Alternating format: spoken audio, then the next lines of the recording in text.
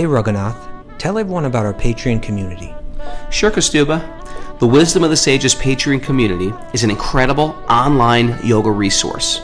If you like the type of yoga wisdom and culture we share on the show, then our Patreon community is a great next step. This is a listener-supported podcast, and any level of sponsorship will unlock a wide range of live and archived classes, talks, and even workshops. Raghunath teaches, I teach, and we have a host of other excellent teachers on topics ranging from yoga philosophy, asana classes, storytelling, Ayurveda, kirtan, cooking, meditation, and a lot more. We even have an incredible online Bhakti 12-step recovery group. So if you want to check it out, go to patreon.com/wisdom of the sages. All right, let's get it on. Om Namo Bhagavate Vasudevaya. Om Namo Bhagavate Vasudevaya. Om Namo Bhagavate Vasudevaya.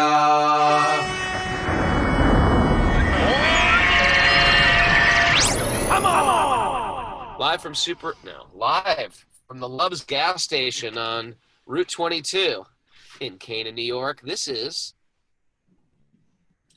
Wisdom of the Sages Daily Yoga Podcast with your host Raghunath and co-host and bestie and senior educator at the Bhakti Center in New York City, Kaustubha Das. Welcome to our show and welcome to Sleepin' Saturday, which is also known as Q&A Day. Everyone on a spiritual path, natural things, natural bumps will come up. You get questions. You want to go deeper. That's part of the whole dialectic that goes on between teachers and students and friends as you're going through life and you're trying to apply spiritual knowledge to your life.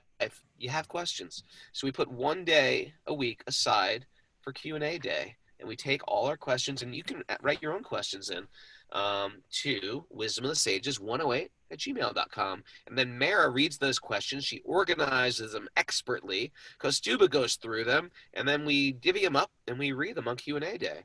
So we're excited about this. It's generally, I feel like it's one of our more fun days of the week, Q&A Day. What do you think? Right. And I like the word dialectic, Raghunath. You like that? I got a couple words down. Yeah, Mara, what do you think about that? 4 syllables, dialectic. Huh? Private school? Yeah, pretty good. Pretty good, right?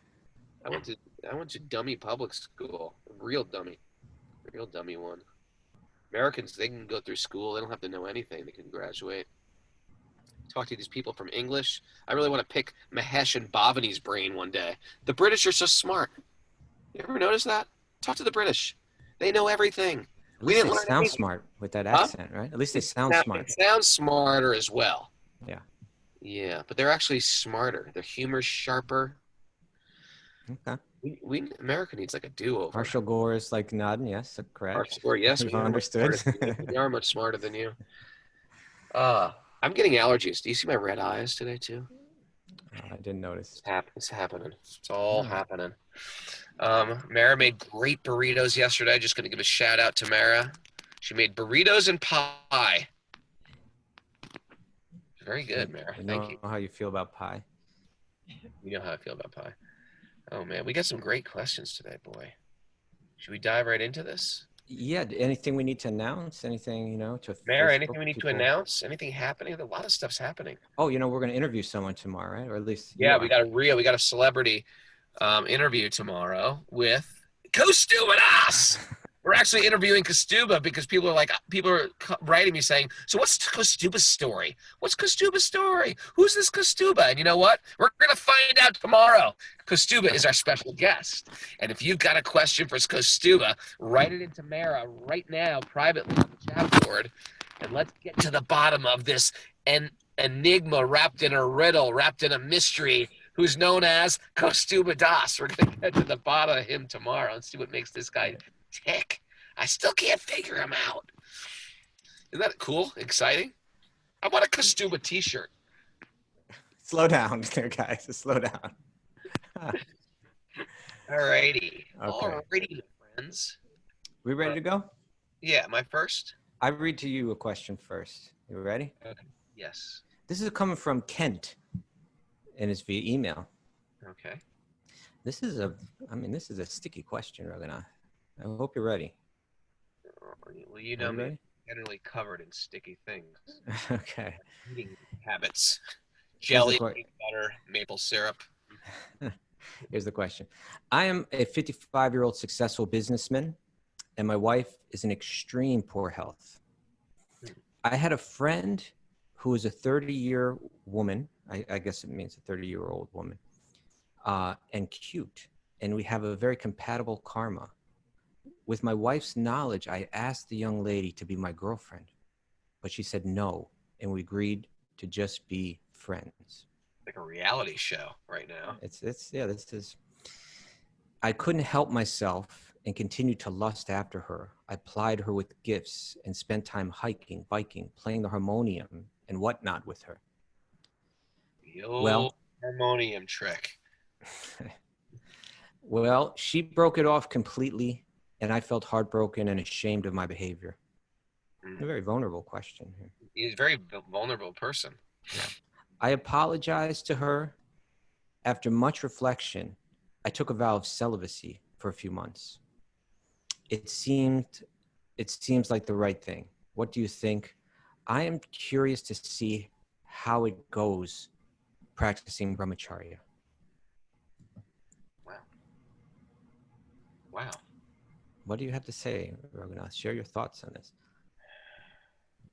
First of all, I want to say, Kent, that was a good question. And life is real tricky, isn't it? I appreciate your vulnerability. First, I'm going to say the prayer to my guru. Om Gyana Tamanandasya Gyananjana Salakaya. Chakshurun Militamyena Tasmai Sri Gurave Namaha. It's a multifaceted question because, and this is the interesting thing about people practicing bhakti, is there are little real but zoomed in issues that we go through in life. There's issues right in front of my face. Like this issue. You have a very big issue. You have your life partner who's sickly. And you have like this duty to take care of them. It's like your marriage vow to take care of this person. Then you have, and I don't know the whole story of that could be like any number of things, and I don't know the backstory, or I don't know your relationship, and I don't know how sick she is, but whatever information I got. I said extreme.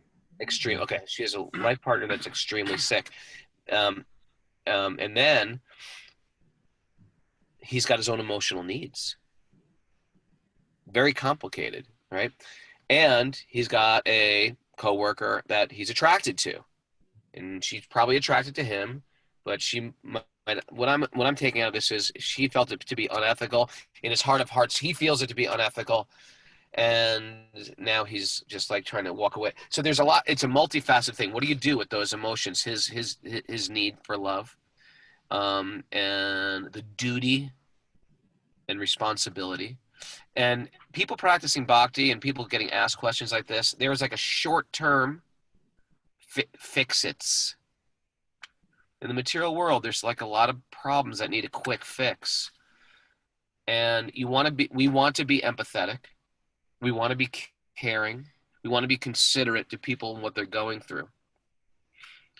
And as teachers,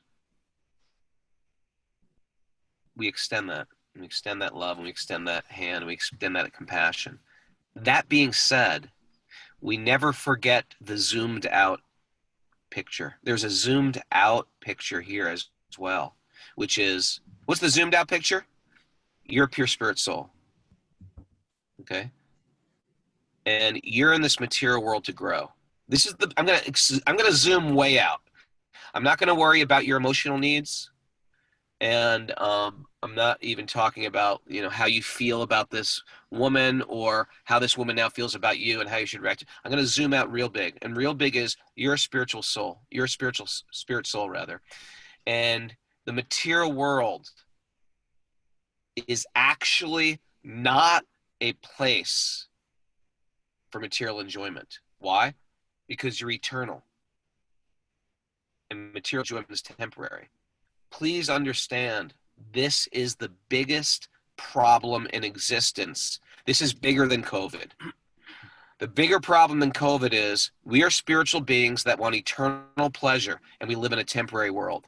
That's a massive problem. People should fully understand the problem with this. And if we did, we'd stop trying to run around the material world to find, how can this be fun? How can this be fun? How can this be fun? The real vantage point from the gurus. By the way, I'm not saying I'm above that. You were in an incredibly difficult situation, and I'm talking like I'm from this pedestal. I'm not. And if I was faced with these same problematic things, I hope I would have the good advice and make good choices. But you're in a really precarious situation. But I can speak from what I think an elevated person will say, and then I'll ask Kaustubha what he thinks about this as well. But from this big zoomed out picture, the material world is a place to grow and learn lessons. There's fun in there. Of course there is. Just like there's fun in a prison house. You get to play basketball, you get to lift weights, right? That's pretty fun. But I shouldn't think that the prison house is a place to enjoy the material world. It's a place to grow and reform. We are here to grow and reform. I find that to be the best vantage point or the best set of lenses to wear in this world. And with that, sometimes we get some heavy life learning lessons like, okay, I love a person, I'm married to the person, and all of a sudden, the person's stricken with this sickness and they need care. I have a good friend who, fell in love, got married, and they had a child, and the child will never be healthy, ever. Will always be, it's beyond special needs. The person needs, the child will always be like a child for the rest of their life. And that punctures the romance of new parenting and my kid is a straight A student and all that stuff that goes along with parenting. And sometimes the material world, you get that ace of spades and it's like, what the hell? This wasn't the plan. I had a material plan. And if you don't have it, if things are working out, like all your ducks are in a row, I got some news for you. Get ready, because there are reversals in the material world that are unexpected. And we need this time in a very sober state to really get grounded in who we are and why we are here. So when these reversals do come, we're stable. So I can give some short-term advice about the girlfriend, about the wife, getting the blessings of the wife. But truthfully, all I can do is zoom out and see that what a great position to grow up. I don't mean that in a condescending way, but we got to grow up. We got to like put on our big boy shoes and big boy pants, big boy outfit, and just start to grow up and realize, you know what? I got to learn how to love with maybe not getting the type of love I want back. Maybe she can't give me the currency of love that I need right now. But I'm here to learn how to love, and my spiritual path has to also be foremost, or else I'm gonna try to solve my problems with temporary medication, so to speak. But my real gaping problem, see, the girlfriend's not going to fulfill your spiritual hole in your heart. It's going to fill some like emotional need. And we created a culture that's all about me and how I can feel good. And after all, we deserve to be happy. You know what? We don't deserve anything in this world. We walk around so entitled, like we deserve everything. We need to learn how to love again. And we are on a path of how do I love and what does love mean now? Does love mean just I get whatever I want, whenever I want it? I don't mean to be harsh about this. And the material world is it's like a prickly pear. You know, you don't know if you had a prickly pear, but it's a very sweet fruit, but it's covered with very fine, like little needles that get in your hand, and then you can't even, they're so fine you can't even see them and get them out. Have you ever played with cactus? And it's just like that. So it's incredible growth opportunity. I like the idea of going inside, becoming celibate if you can maintain that. But here's another deal. We are over 50. I'm over 52. It's time to start to realize the biggest picture of life. Kaustubha said that a few weeks ago, and it sort of like created waves. I'm making waves with my computer right now. Over 50, my spirit, yeah, it's time to get over being a teenager. And again, I'm not saying it condescending. Some of the most articulate thought, someone like Goethe, who was like considered the most enlightened man of all of Europe.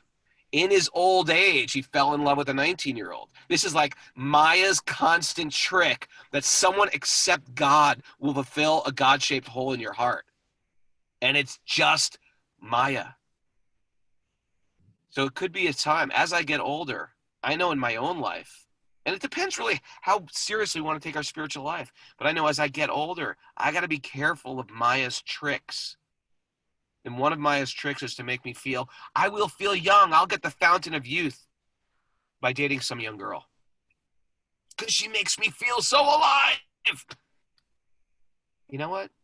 Let's feel alive by connecting with our spiritual self and the spiritual community. And it's okay to feel pain. That's okay. That's also part of being sober and thinking about life. I hope that this didn't come off too harsh, Kaustubha. What do you think? I don't think it came off too harsh. I mean, again, it was a very vulnerable question. I can appreciate the honesty in it, and I can sympathize with him. But if you're asking me my thoughts on this, I feel that we're living in a society that doesn't train us properly to understand, for instance, what marriage is. What it's really all about spiritually. That it's two people getting together to support one another in their spiritual quest. And that they're going to care for one another, and sex, that may be part of it, but that's not what it's about. Material enjoyment is not what it's about. We need to actually learn that and be trained in that and understand that. And so without that training, commonly men and women go through midlife crises where they feel like, oh no, I never got all that I hoped I was going to get in life. And here's my last chance to get it. And here's this person that seems to be offering it to me. And then we get lost in such a cloud of illusion. That we break the most important relationships that we have. So, I appreciate where he's coming from. It's honestly, but for instance, when I hear that, I have a wife that's in poor health, and then here's this much younger woman, and I spoke to my wife about it, and we agreed that she could be my girlfriend. Right there, I just know this is a disaster. Right. Right. This is just, something. The mind and the senses are saying this can work. It could work. I know it sounds like a long shot, but this could work. No, that's never going to work, right? That is a recipe for disaster. And really, at this point in our lives, we're meant to be like, we're caring for one another. My wife, who served me and helped me so much throughout these years, is in extreme poor health. My role, my duty, is to support her 100%. And that's called Dharma, right? That's called like doing the hard thing when my mind and senses are telling me to do something else. And that's the kind of price we pay for spiritual advancement, right? That I'm right here, I'm going to start to control the mind, and so he's saying, so I decided to practice brahmacharya.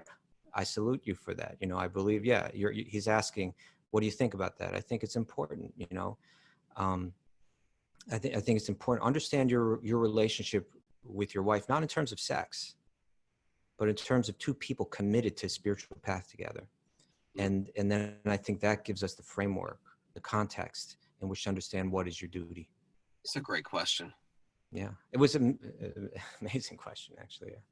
By the way, Woody Allen, Husbands and Wives, great movie. I don't know if Woody Allen's the person to bring. If when you threw his name in there, I didn't know if he's the right guy. You know why? Because Woody Allen is. This is going to sound horrible. He's Krishna conscious without God or ethics, but he brings up these like very complicated points of material existence, and he thinks about them. And this is one of them, of switching partners when you're bored, when you're going through midlife crises, and he never gives any real answers to them. No, he But just he examines the desperation. he examines And amazing, like he's so skilled at that. It's crazy, right? Yeah. But yeah, I know you appreciate him, so I was just sharing that. I appreciate him on one level. Yeah, of course. Yeah. No one's Okay, taking but it. thank you for that question, and thank you for that answer, Raghunath. I hope it was Wow, good. it's like getting real here, right? I'm getting real quick. Yeah. Can I ask you a question, Prabhu? Please do. Mara, was that an okay answer? Yeah, it was great. Sorry, I was muted. Okay. Okay, Kaustubha G. For Kaustubha. Yeah, who's it coming from? This is coming from Nitai. Where's Nitai from? He's from Vancouver. All right. All right, we got some Vancouver people out there. Vancouver's north of Northern California, north of Oregon, so he is considered a Californian. Okay. Welcome, Californian. You must be an other out there. Is the understanding that material energy is real but temporary really important? Other spiritual paths say that it's just a false illusion. But in Bhakti, it seems like the illusion is granted a place in reality, just not a permanent one. Do I understand this correctly? Is it important? If so, why? Good question. Is Maya real? Or is it just a smoke and mirror show? Or is it just like... Yeah, so I appreciate the question, Nitai. Is it important to understand that this world is not absolutely illusion, but that has in a certain way it's real, but because it's temporary, it's understood as illusory? I would say yes, it is important to understand. All of these philosophical points are very important to understand. It's important to understand who God is and how and what is the nature of God, who we are and what is our nature, and what is this material energy and what is its nature. And when we understand these three very clearly, it's called jnana, right? And then and that gives us the foundation upon which to understand how to practice, how to act, how to practice spirituality. And so now what this question gets to, and he's mentioning, I believe here, right? It says other spiritual paths, particularly within Eastern philosophies, different Eastern philosophies. They all speak, as far as I know, at least it seems most speak, right, of this world as being, in one sense or another, illusory or an illusion. But different schools have different ideas about what that means. So on the Bhakti path, and really in Vedanta, we could look to books like Bhagavad Gita. If you read Upanishads, those very earlier works of Vyasadeva, it's not hard to interpret it that way, as this world is like illusion. There's so many, those verses are more cryptic and they require deeper explanations, more complete explanations. But in books like Bhagavad Gita and Bhagavatam, Vyasadeva took pains to be more clear, give more thorough explanations in the verses. And there we can see unambiguously that he makes the point that we can understand that this world is illusory in the sense like a reflection, right? Mm. And when you look in a mirror, if I look in the mirror and I see my reflection there, is it real or is it illusion? It's real in one sense. The glass exists, the image exists, the light on the glass exists, but it's illusory. If in other words, I can become tricked by it into thinking that it's something that it's not, right? I could look in a mirror. They have these rooms where, or at least I heard, I don't know if I've never been in one, but these like halls of mirrors or whatever. Oh, you've never been in one of those? They're cool. I never seen one in real life. Didn't you ever go to a carnival? I went to carnivals before, but I don't remember ever going to any mirror thing like that. Yeah, like a fake maze. Yeah, and then you could go in there, kind of get lost and become confused as to what. I mean, even you see in restaurants they do that, right? Like in a restaurant, especially in like New York, they do this. Mirror maze in a restaurant. I'm sorry.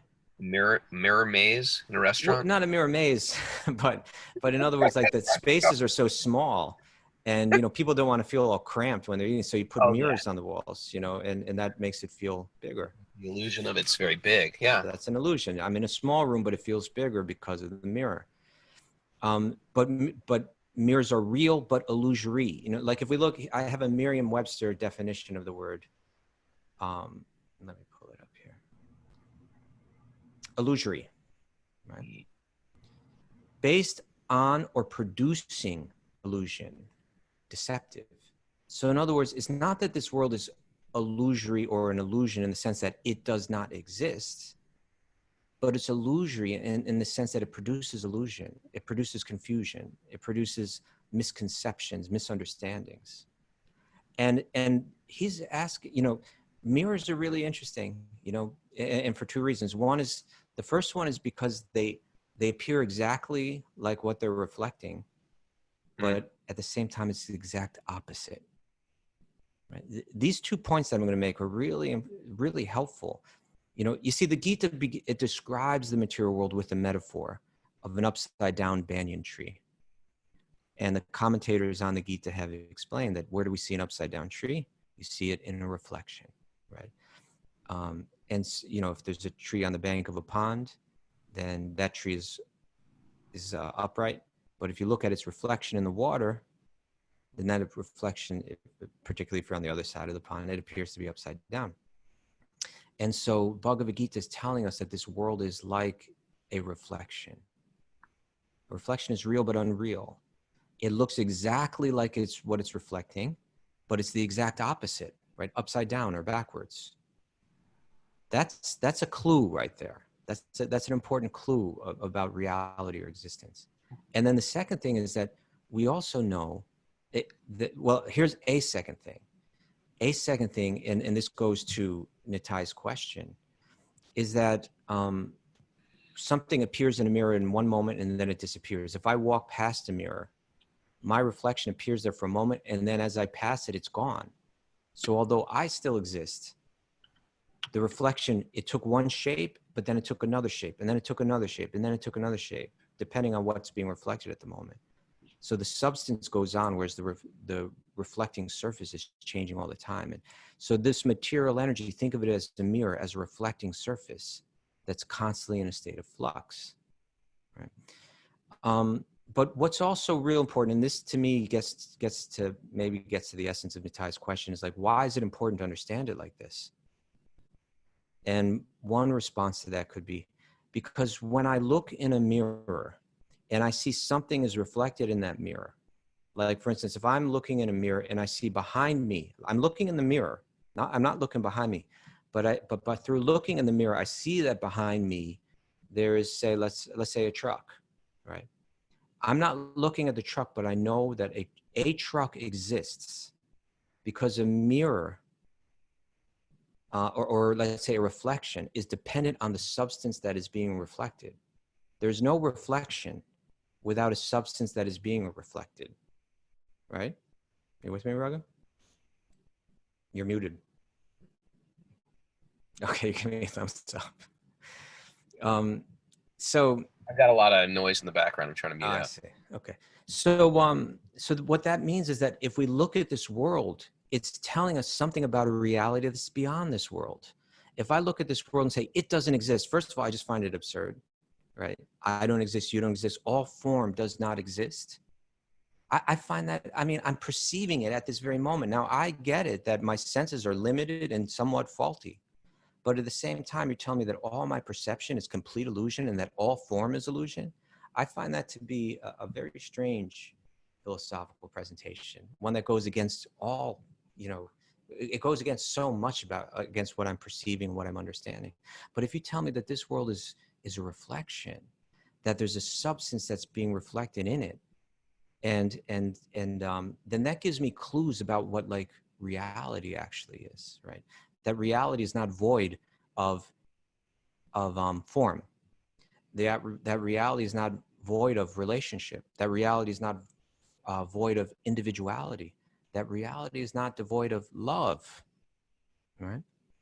And we can see that if what's going on here is a reflection of what's going on in reality, then we can see, well, what's going on here? Everyone's looking for love, right? Just like the last question that we read, you know, I'm not feeling enough. I'm looking for love. Looking for love in all the wrong places. Looking for love. Thank you. And so, And so then we can understand, if I see this world as 100% illusion, it doesn't exist. Well, then I see like what's going on in this world as absolutely meaningless. Where from a clear devotional Vedantic perspective provided by Bhagavad Gita or Bhagavatam, I can understand that, no, this is a reflection of what goes on in reality. I just got to get it straight, right? Because it's a reflection, it's kind of backwards. But it's not that love doesn't exist. Actually, love is my very purpose. So understanding this as real but a reflection, right, does become very significant in understanding what the true reality is. And that's, in a nutshell, I would share that. That was beautiful. And I hope that's helpful. Spot on. All right. I could read some verses, but here's just one verse from Bhagavatam that really gets at it speaks to this directly. It says, this is from 7th Canto, 15th chapter, text 58. Although one may consider the reflection of the sun from a mirror to be false, it has its factual existence. Accordingly, to prove by speculative knowledge that there's no reality would be extremely difficult. And by saying it's extremely difficult means it can't be done. Right? So the reflection is real, but it's just a reflection. It's illusory. It produces illusion. In a similar way, this world is real, but it's illusory. All right. I'm going to read you a question now, Raghunath. And I hope you're ready for it. Always ready. This is coming from our friend and daily Zoomer, Seth the Welder. Seth the Welder, yeah. Okay. Love that name. And he says, hi, this is a silly question. It may be a silly question, but I have a belief silly that welder. Raghunath knows how to take even silly questions and derive deep truths from them. He says, hi, this is a silly question, but I haven't been able to find a reliable answer. Within Bhakti, in regards to the shaved head, is the ponytail, also known as a shikha, is the ponytail required for a shaved head? Now, I'm a Marine. I didn't know Seth. We should be calling you Seth the Marine. Now, I'm a Marine. He's careful to let us know that the West Coast is the best coast. Okay, I will note that. And I have rocked the shaved head before, but never the ponytail. Any advice helps. Thank you, Seth the Welder. I wonder if they let the Marines wear a ponytail, or it has to be shaven. I don't know. Now, Raghunath, by the way, the other day on the show, I believe you in a fired up state rant. I believe that you referred to the shikha as dopey. Dopey? Yeah, dopey. Well, in a fired up rant. Okay. But there are significance. It's a good question. There is a lot of significance with it. It's also called a choti. Like there's a restaurant, right, in Rishikesh, a chain called Chotiwala. Yeah, your volume went down for a second there. Oh, you went down. You sound better now, I think. There you go. Choti. Shikha is also called a choti, okay. like that restaurant Chotiwala. Chotiwala. But if you ever spoken to someone, Seth, and you like, especially a person that you love, and you put your hand on your heart, because there's something with like the heart chakra and connecting the heart with your hand, like you're touching it. And just like if you have a sexual thought, when a sexual thought, they say sort of like love is blind, because it's hard to use the intellect when our lower passions or our genitals are stimulated. So there's different chakras in the body that affect different desires. There's even yogic practices where you tap on your third eye to open up that chakra. So beyond all these lower chakras, there is this higher chakra. And right where the hair would draw together, and there's a knot supposed to be tied, and that's supposed to put a little pressure on the top of the skull. So we're leading the whole body with this crown chakra, or this intellect. Women also, when they braid their hair, it all culminates. Generally in India, women braid their hair, so it culminates right there where the shikha is. It's the same thing. There's a tiny bit of pressure, almost like tapping. I've done these yogic practices where you're tapping different chakras, and it's supposed to be a type of very subtle bringing energy up. Now, I know that Muslims and Jews, and I've never heard their explanations for it, but they also have a cap or the top is covered in some way like that. And I'm not going to, there probably is some relationship, but I generally find that the Vedic things, they're really clear with why rituals are rituals and the substance behind it. I will say that where we put our attention affects how we move in this world. If you're just thinking with your lower chakras, so to speak, and you're living like that, there's no freedom in this world. So generally the idea in yoga is we try to bring our lower passion. That's why we actually do headstands. We bring that lower energy to the crown chakra. I don't know if that helps. So your answer, should you have a shikha or not? It's the tradition that the worshippers of Vishnu have this shikha. There's even in Ayurvedic massage, there's ways to even massage the shikha to stimulate, because it's also tied with the nadis. The nadis are like subtle energy channels. You have the lunar and the solar nadi in the nostrils, and then this big one, the sushumna, that is sort of like the sushumna that goes from the base of the spine to the skull. So it's said that even the shikha has the lunar and the solar, the Ida and the Pingala and the sushumna are all connected within that shikha as well. I'm balding, so I can't even grow a good one. So I don't think it's like a necessity. Not a deal breaker. Not a deal breaker. Hopefully it's not. And Mara doesn't have to seem to have her hair braided today too. So but she's very sincere. So I think she's off the hook also. Mara, you good with that? Is she frozen today?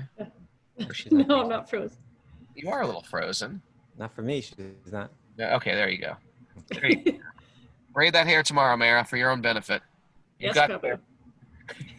If I had a sikha, if I could have a sikha, otherwise I'd have to get one of those very low sikhas. I don't like that look. Down here where the hair grows. I was worried you were going to ask me to shave my head and grow a sikha. You can do that too. How was that? I think it's nice. I mean, it's all that stuff is so subtle though. Like to me, like they're subtle things. Yeah, the external things aren't so important. They play a role, and in this case, it's like a very subtle role. You know what? It's one of these things. Like you're right. They're all subtle. They're all subtle. They're all subtle. But subtle also has a reason too. Like for example, in like Ayurvedic, if you talk to people who are really into Ayurveda and Ayurvedic doctors, I've had Ayurvedic doctors see me when I was wearing jeans, and they go, "Why are you wearing jeans? That's the worst thing you could be wearing." I like, why? They're constricting. If you've ever worn a dhoti is like, it completely opens to the size of your belly. It's amazing. But the idea of like constricting is a bad thing. Dhotis, it's like one size fits all bellies. You're feeling thin, you're working out, you're doing CrossFit, wear a dhoti. You're feeling a little chubby, you're overeating, wear a dhoti. And it's so comfortable. If you've ever worn Indian pajamas, we get the word pajama from India, because pajama is generally what men wear in India. They're baggy pants and a long kurta. And they are like the most comfortable, and it's considered elegant to walk out in pajamas, so to speak. And you know what they are? They're like the most comfortable things you've ever worn if you've worn Indian pajamas. It's like, I don't know, they didn't have this when I was young, but nowadays in like public schools, they have like pajama day where everyone... We're going deep into pajamas here, but we do have other questions. But I'm just saying, wearing those clothes, those subtle things that Vedic culture has, they actually have like very tangible, practical use. I get that, but my point was just that the weight on my head from a shikha, it's not going to be so influential on how I practice bhakti or the transformation that I have as a yogi is very minimal. It's far more important is how we live, right? Far more, of course, and and just like there can be an undercover cop, but still a cop. You know what I mean? We don't have to follow all these like cultural rituals to evolve spiritually. We're above that. But I'm appreciating this. Like, look, I don't have a shikha, but I appreciate them. I like it. I don't wear tilak every day, but I appreciate the ritual of putting on tilak and things like that. And it does have some effect. Sure. Okay. I hope that was okay. Sort of interesting, at least. Right? Yes. Okay, Kaustubha, I got one for you here. You ready? Yeah, your mic sounds a little different again too. All right, I'll get a little close. Do what I do best. Talk loud. Prabhu, two questions together from Tim K via the Discord thread, our out of control Discord thread. You want to join that Discord thread? It's there. It's waiting for you. It's on patreon.com/wisdom of the sages.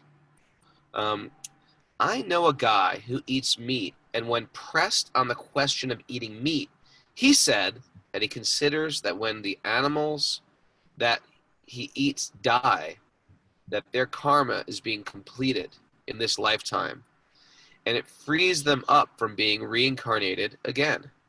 Speculation. To be reincarnated again, yeah. Yeah. It sounds to me like you're just trying to excuse eating meat. No judgment here. I will still eat meat too, but it's definitely on my mind in my spiritual path. But I was wondering if anyone had ever heard of this reasoning, and if Raghunath or Kaustubha had an opinion or any reference on this from any scriptures. Thanks. That was from Robert Billick. Okay. No, that was from Tim K. Well, no, there's a second question from Robert Billick, I guess. Yeah, who has a much longer question, but I just kind of noted some of the points that he brought up. Similar question. Point me in the direction of scriptures that speak out about against eating meat. Following karma, aren't we just doing our part to liberate the Atma and send it along on its path to its next body? Yeah. Doesn't life eat life? Okay. Good questions. Great questions. Yeah. So first let's address the logic that's being presented here. That if I kill an animal and eat it, well, I just played a good role that helped the animal move along in its karmic path. Let's extend that logic, right? And then anything that I do is not wrong because it's, helping them grow. It's helping someone go through their karma. If it's, if I pick up a baseball bat and slam it over Raghunath's head, well, hey. That's lessons I have to learn. That was your karma. And so there's nothing wrong with me doing that, right? Now you're done with it. I got you through it. You're welcome. I really want to thank you for that, Kaustubha. Okay. Yeah. So I don't think that's a very sound logic. We all are moving through this world, and we're trying to elevate ourselves spiritually. And so what does that look like? Another point was brought up, doesn't life eat life? Yes, it does. So let's be careful about the life that we choose to eat, right? We survive by eating other living beings, by eating the bodies of other living beings. But I can choose which bodies that I will eat. And I can use as a scale, how much suffering will be necessary for me to continue my existence, right? And so this, and to me, this gets to the real point. Let's boil this down to very simple terms. When we kill an animal to eat, whether it's through factory farming, which I believe is practically the greatest, most important, massive issue and cause of the world's problems for human beings as well as animals, right? That massive factory farms that are these producing just incredible amounts of pain and suffering. That whether we get our meat that way or by hunting, either way, except in the rarest of instances, it's causing unnecessary violence, right? And by my participating in it, I'm becoming part of the cause, and it is going to affect me, right? Not only in the sense that it's going to bring a karmic reaction in terms of some sort of pain coming my way. And by the way, yes, there are many references throughout the Shastra, throughout the scripture, that describe that for every animal that you kill, you will be killed in the same way. And you'll find that in Bhagavatam, you'll find that in Manu Samhita, even more, far more extreme descriptions of what one goes through. So yeah, there's a karmic price to pay according to Shastra. It's all over Shastra.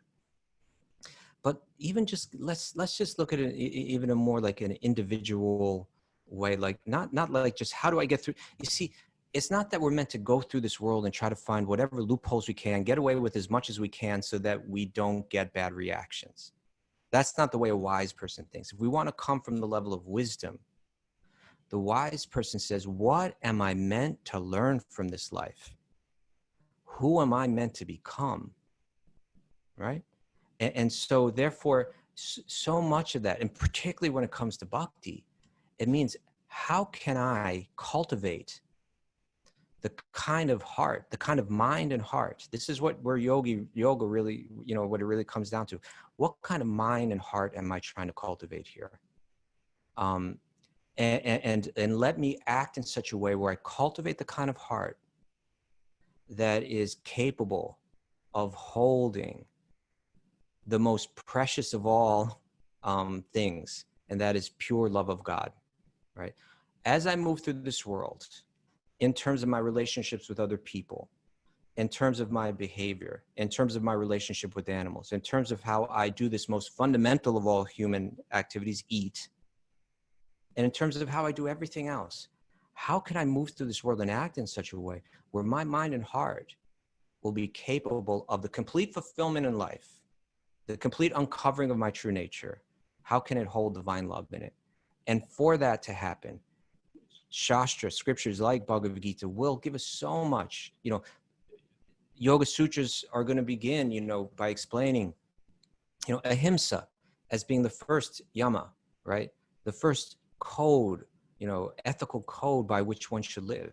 Even it says that ahimsa, it describes, commentators, I believe it was Vyas that commentated on it, that said it's like one big footprint can hold many small footprints in it. So like ahimsa holds all the other ethical values in it. It's that important. It's the basis of all the rest of our ethics, not causing unnecessary harm to others. And we've read these verses recently on the show, but like if we go to Bhagavad Gita chapter 12, towards the end of that chapter, text 13 on, it's I think 13 through 20, Krishna says, this is what makes a person dear to me. Right. And I'll read a couple of those verses. He says, one who is not envious, and here, of course, envious can mean like hostile.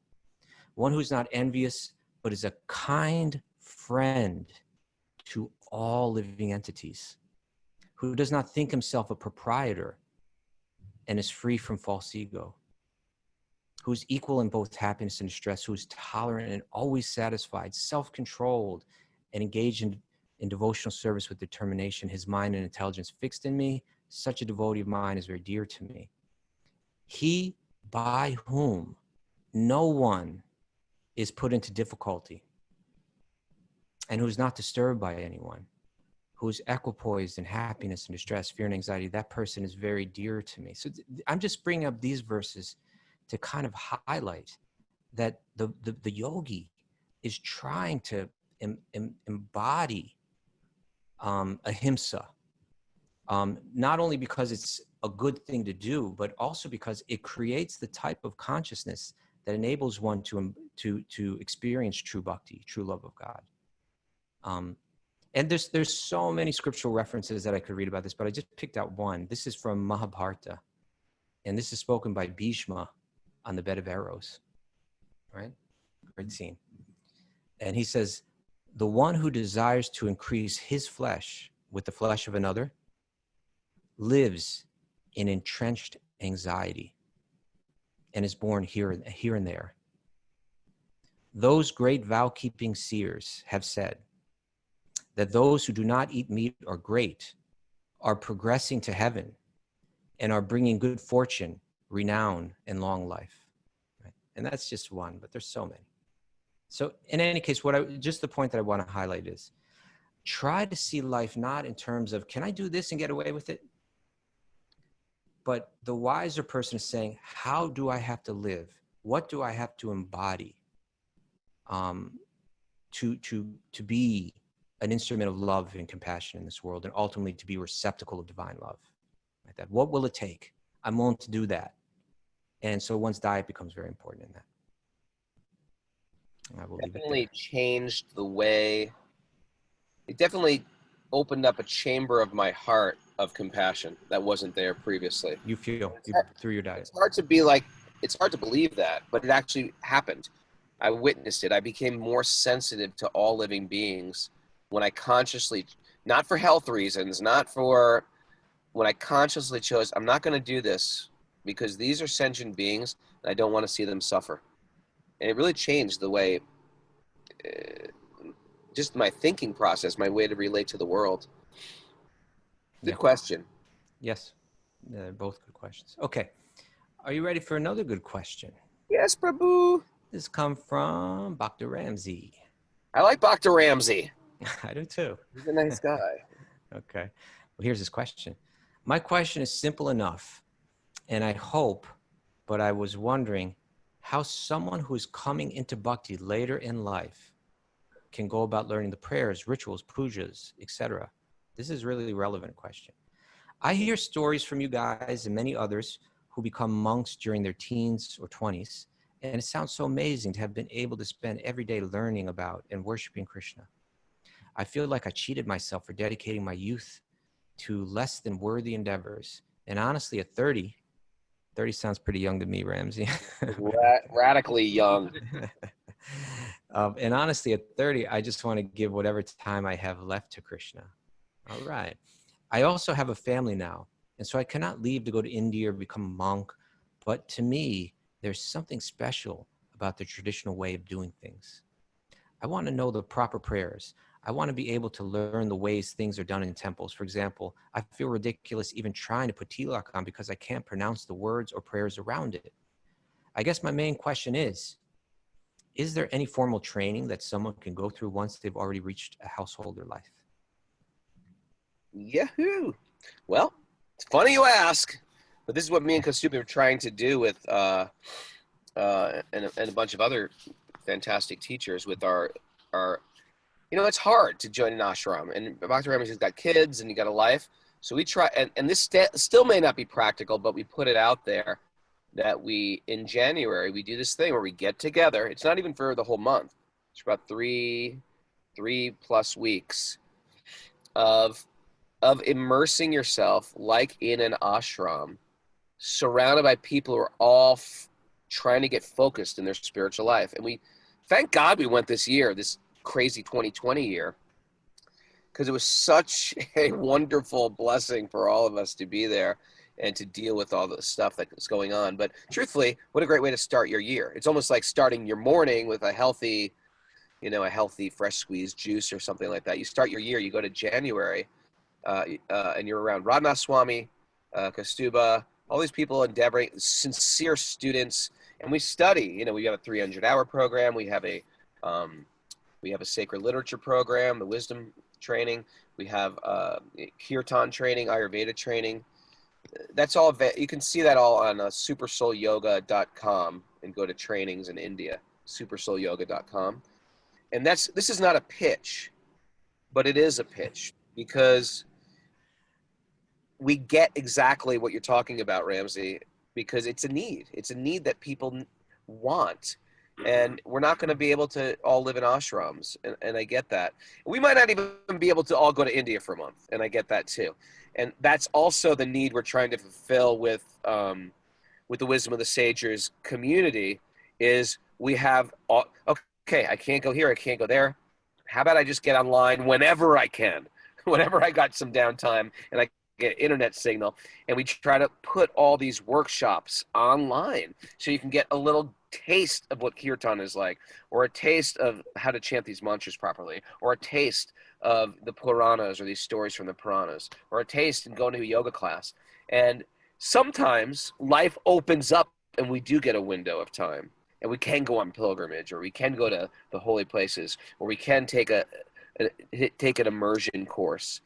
So anyway, truthfully, I think Kaustubha and myself, I think because we've had really good teachers in our life that have dedicated themselves to education, we feel like now it's our turn to somehow do that as well.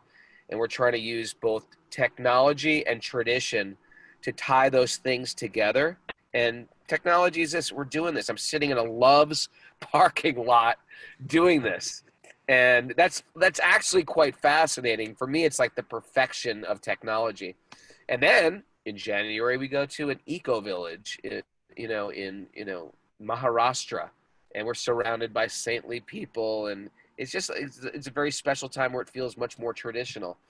And we've even cleaned up the crazy edges, because when me and Kaustubha were doing, it was like quite crazy edging. Okay, everybody's sick with, they used a bad oil and we're all laying on our back with dysentery. Now it's sort of like we have clean rooms. We have, everything's organized. There's no bed bugs. There's light. There's hot water. Things that we didn't get when we were monks. But we try to make it at least really reasonably comfortable, yet people can just go and get what they need to get, which is some spiritual food, so to speak, that they can take home and give to their community, their family, etc. So it's all going to be different for wherever you are in your life. Dr. Ramsey's super sincere. If you're interested in more things, like we should have a whole class on the Patreon thing about sacred rituals, putting on tilak, how to do it. It's confusing. We do that in the 300-hour training. We all get tilak and we put it in. Mara puts it on. We show how to do it, and you teach the mantras, and it's a beautiful ritual. And how to do puja, but Kaustubha, these are great. This is a great signaling for us that we should also, some of these Vedic arts, I agree. Dive deeper into these Vedic arts. I see that even on the chat board, people are really responding to this. Like, I'm thinking the same thing, Yeah. And I think that Raghunath and I, because this whole COVID thing has turned everything upside down, it's hard for us to start to make plans. But I think now that there's this audience out there, thousands of people that have taken an interest in this and listen every day, that you and I really could design different forms in which people could get this kind of education and training, whether it be a month in India, or, a weekend kind of thing on occasion, or, a couple months at the Super Soul Farm in the summer, or whatever it is that we can begin to, and as well as online, that we can begin to provide more of this kind of experience in different formats. And you know what I think we ought to do is, I think it's time that on Patreon, there's like over 700 subscribers, that we put out like surveys about like, what is it that you really feel you need? What is it that you really want? Would you like classes on these kind of things? How to put on tilak, how to say the mantras? Do you want hip hop yoga, maybe? Do you want a black light yoga class, hip hop yoga? We can do it. That's not our specialty, but also, people saying like learning certain verses from the Gita. Is that what you're interested in? Is it learning to cook? Is cooking like what you really need right now? Should we focus on that? So let's do that. Let's put that out over Patreon and get the feedback, and then we can begin to focus, teach it ourselves, bring in other teachers that can really help train people in these things. But one last thing I want to say about that is that I get it. I get what Ramsey's saying. I totally get that. But also that, like, you and I say the same thing. Like, you and I say, man, if only when we were young, we could have been trained in all this, right? If only when I was 8 years old, I was in a guru's ashram, and I could have been not having gone through all the craziness that we went through in our teenage years, and would have been, or the time we wasted in school, that we could have been trained in this more important stuff. So it's said that you should study like you're going to live forever, right? And you're only 30, Ramsey, so that's nothing. All right. Plenty, no need to feel it's too late. Best thing is just keep that association of devotees however you can, even if it's online like this or in your community. He's got a nice community. Ramsey's in Tucson? I think he's in right? Vegas. Vegas, okay. I think so. Ramsey, forgive me if I've got that wrong. All right. What else we got? You read a question to me now. Right. Oops. Dr. Ramsey from Devaki Nandan. Yeah. Devaki Nandan. Man, he always gets the questions, Devaki Nandan. I don't remember ever having a question from David Nandan. Yeah. Really? He's got good questions. Raghu and Kaustubha ji. Yes. This week you touched briefly on the concept of Dharma. Could you please elaborate on Dharma in today's context? English words, righteousness or duty, don't quite do it justice from what little I know. Dharma always seems to go with Varnashram system. Is there a way to see Dharma without it? Good question. It's one of those hard to, or maybe better left not translated words, but I want to hear what Kaustubha says about this. Well, it's interesting. David Kinunden's come from another. Commonly, I'm speaking to a Western audience. David Kinunden, is coming from the more traditional Indian point of view. So he's saying, well, when I think of Dharma, I think of Varnashram Dharma, and we'll get into that in a second. I find that a lot of times when I'm trying to explain Dharma to a Western audience, I'm trying to help. He's asking me to explain it to him outside the context of Varnashram Dharma. And I find that if I want people to really understand it, but they're unfamiliar with Varnashram Dharma, I have to try to put that all in context for them. And so that's challenging too. But, in one sense, Dharma means, well, who wrote a fascinating book was Bhakti-yogi Thakur. And that book is called Jiva Dharma, the Dharma of the soul, right? The Dharma of the soul. And there he elaborates on the idea of there being two different kinds of dharmas, the temporary or relative dharma and the absolute or eternal dharma. The eternal dharma is shared by every living entity. Every living being in existence shares this dharma, and it never changes. And that is that by nature, at our very core, our dharma, our purpose, our very meaning of existence is that we love, we serve with love, we serve with love the divine source of all existence, Sri Krishna. And through connecting with that root, we connect and serve with and feel love for every living being. That's the eternal dharma of the soul, right? That's something that we all share. That's what we're meant to uncover through yoga.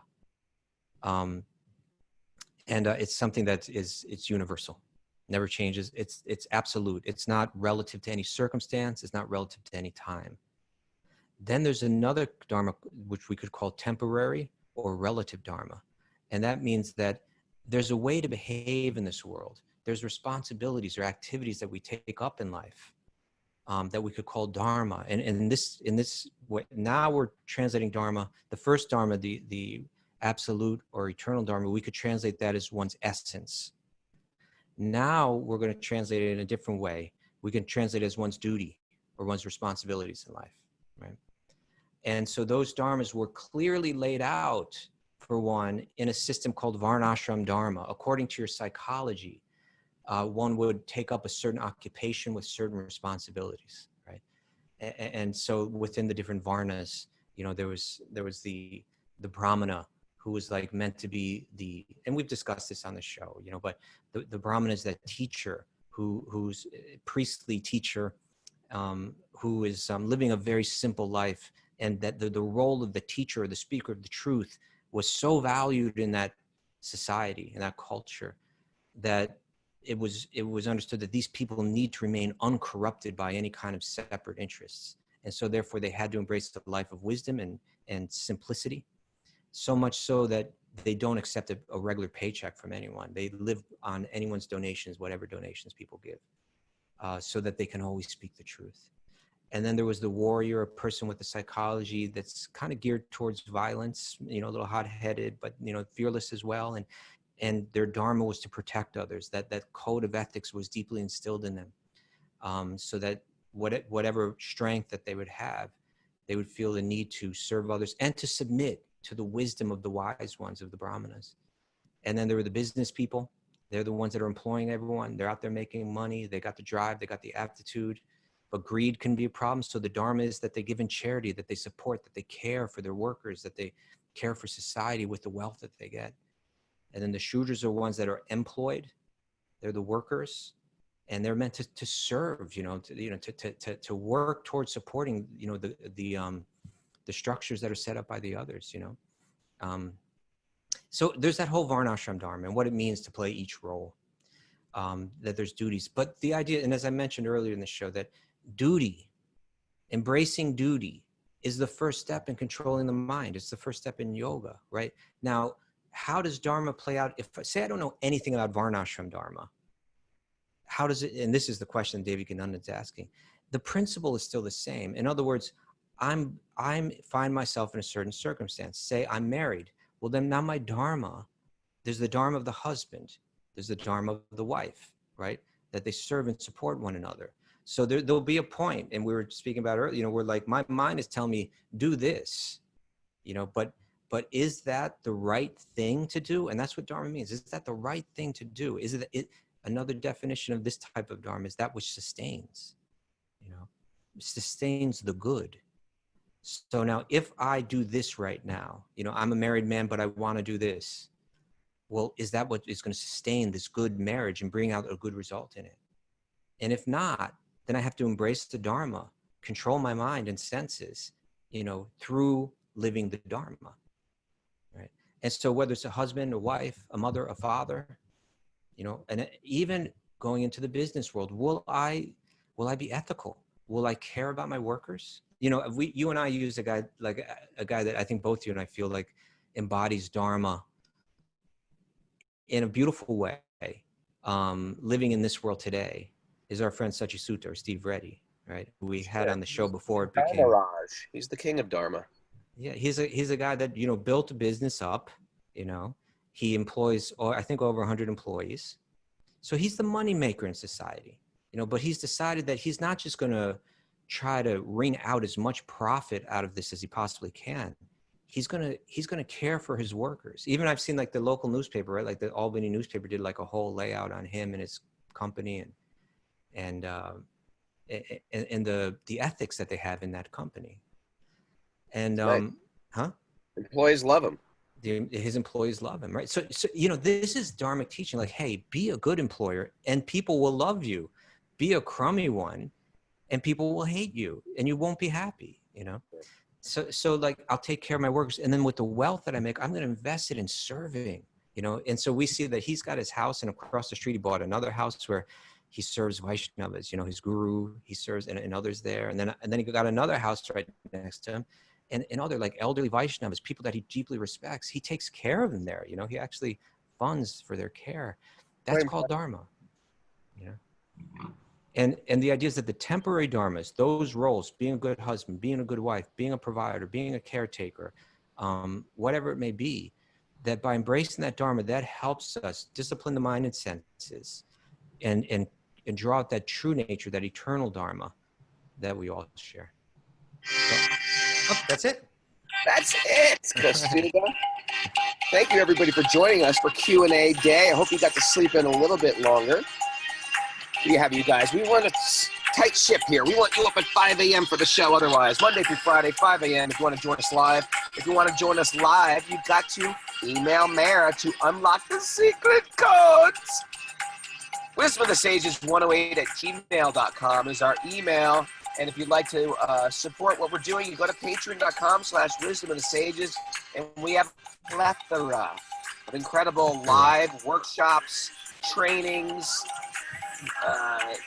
yoga classes. You don't even have to go join a yoga studio anymore. You just get Wisdom of the Sages. We got like the best teachers that listen to this show that are all volunteering their time for the edification of everybody here. So join us there. Every weekend we have incredible workshops. It's become like a storehouse, a great wealth of Vedic information to help you on your spiritual journey. And we have a Bhakti recovery group. That's patreon.com/Wisdom of the Sages. And then that will, you'll get the entire bundle and unlock all various goodies. Right, Mara? Mara, thanks for all your help. Kaustubha, thank you for your time. David Charles Wilson joining me here live along with Tom Essay joining me live from pickup truck. Thanks for the emergency relocation. And thanks to everybody, all the others out there and the Zoomers that I didn't say good morning to because you snuck in late.